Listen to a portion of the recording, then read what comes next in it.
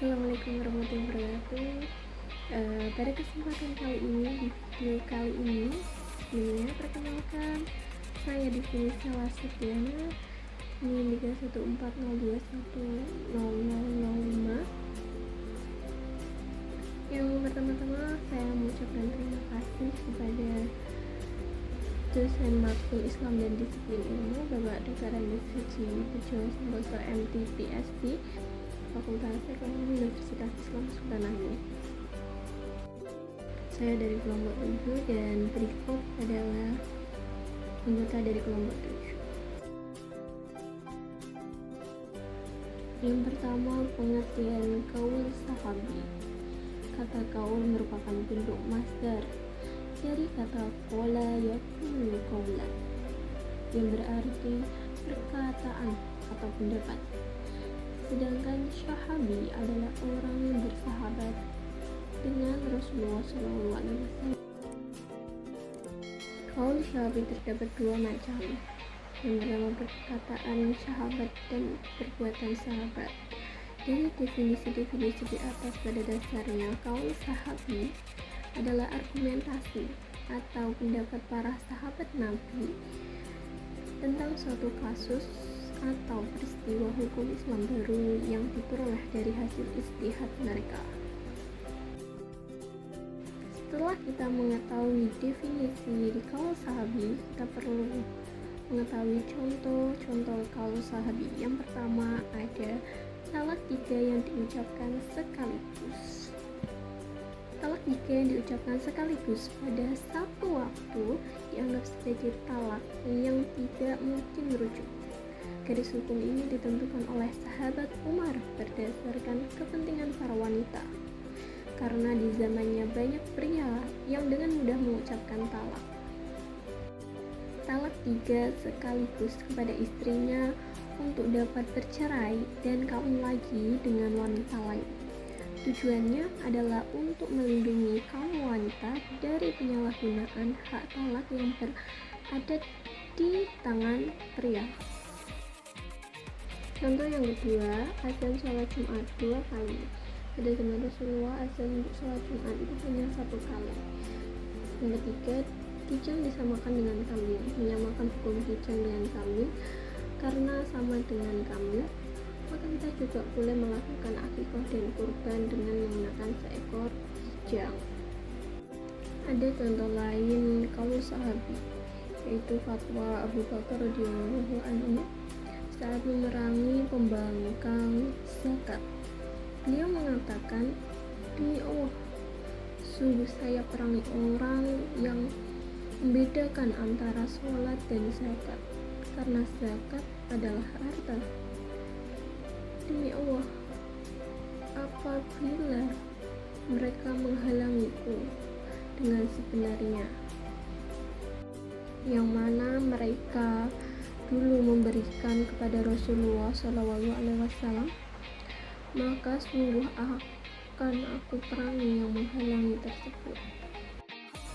Berikutnya ada macam-macam kaul sahabi. Yang pertama, kaul sahabi yang tidak bisa dinalar. Contohnya kaul sahabi yang menyamakan kijang dengan kambing.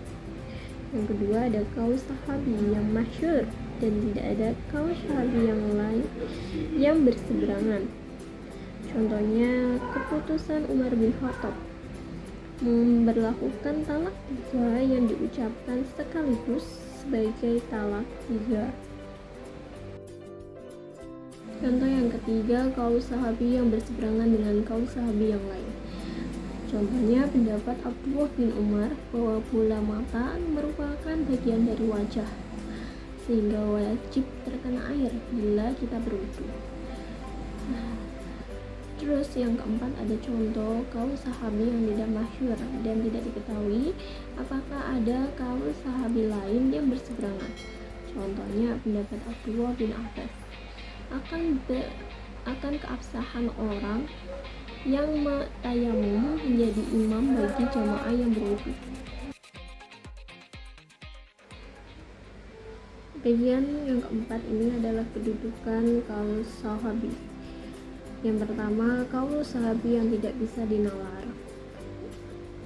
Meskipun para ulama sepakat bahwa kaul sahabi yang tidak bisa dinalar itu merupakan salah satu dalil, namun mereka berbeda pendapat mengenai mana saja kasus yang dianggap masuk dalam kelompok ini dan mana kasus yang dianggap tidak masuk dalam kelompok ini, sehingga ada ulama yang banyak mengambil kaul sahabi dan ada ulama yang sedikit mengambil kaul sahabi.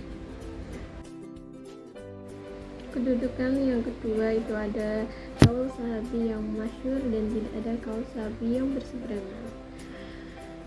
Ada dua pendapat menurut para ulama Hanafiyah dan Hanabila berpendapat bahwa ijma Sukuti itu merupakan dalil, sedangkan para ulama Malikiyah dan Syafi'iyah berpendapat bahwa ijma Sukuti itu bukan merupakan dalil. Jadi tidak ada kaul sahabi lain yang berseberangan.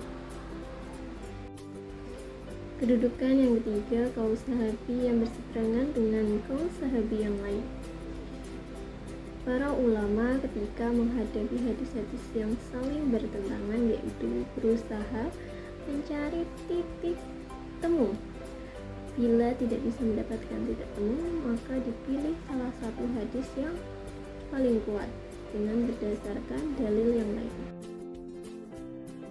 Kedudukan kaul sahabi yang keempat, kaul sahabi yang tidak masyhur dan tidak diketahui apakah ada kaul sahabi lain yang berseberangan. Kaul sahabi seperti ini para ulama berpendapat.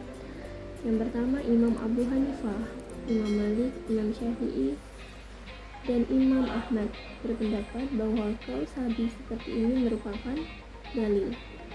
Dan pendapat lainnya seperti Imam Syafi'i atau kaul syadid berpendapat bahwa bukan merupakan dalil. Jadi kaul sahabi lain yang berseberangan ini tidak diketahui kah?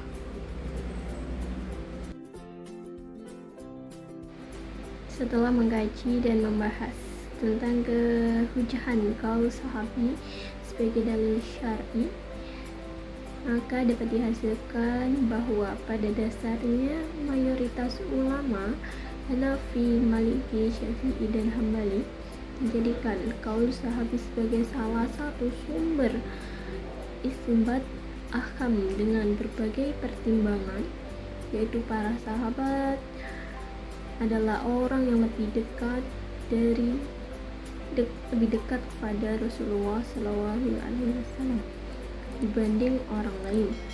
Cukup sekian, terima kasih. Kurang lebihnya mohon maaf. Semoga ilmu yang saya sampaikan di video ini dapat bermanfaat buat para penonton semuanya. Kurang lebihnya mohon maaf. Assalamualaikum warahmatullahi wabarakatuh, dan jangan lupa di komen dan subscribe.